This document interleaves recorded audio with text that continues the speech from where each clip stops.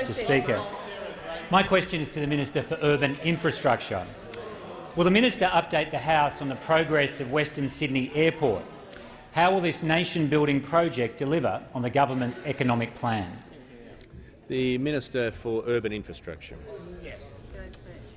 Well, I do thank the member for Banks for his question on this very important issue, which is the progress in relation to Western Sydney Airport and the work that the government is doing towards Western Sydney Airport being ready to open in the mid-2020s. We have now finalised the environmental impact statement in relation to Western Sydney Airport, and that has been provided to my colleague, the Minister for the Environment, in mid-September.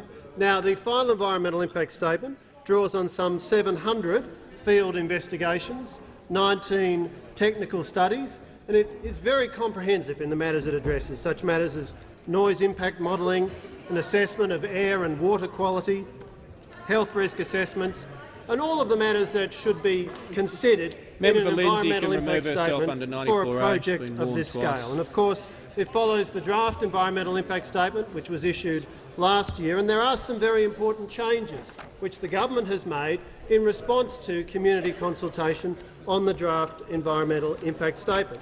We've made a commitment that there will be no single merge point over the town of Blaxland.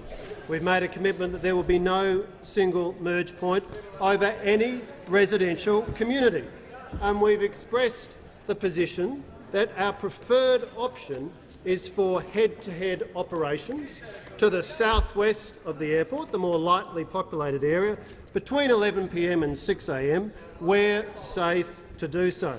What that will mean is that flights during this time will both take off and land to the southwest in this period where it's safe to do so. Now, it's very important that we do the detailed work to determine exactly when it will be safe to have head-to-head operations directed towards the southwest, but the early indications are that in over 80% of the time, head-to-head operations to the southwest will be safe. Now, Mr Speaker, Western Sydney Airport, when it opens, will be closer than Kingsford Smith Airport, will be a more convenient option for some 2 million people.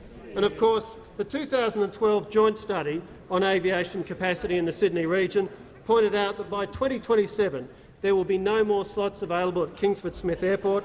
By around 2035 there will be practically no scope for the further growth of revenue passenger services at Kingsford Smith Airport. So Western Sydney Airport is very important to meet the capacity needs of Sydney and of Australia, and of course it will deliver a major economic boost to Western Sydney. Some 11,000 jobs during the construction phase, and of course by the early 2030s, some 9,000 jobs directly at the airport, as well as the economic activity that will be attracted. So the Turnbull government is getting on with the job. The EIS, the environmental impact statement, a key step towards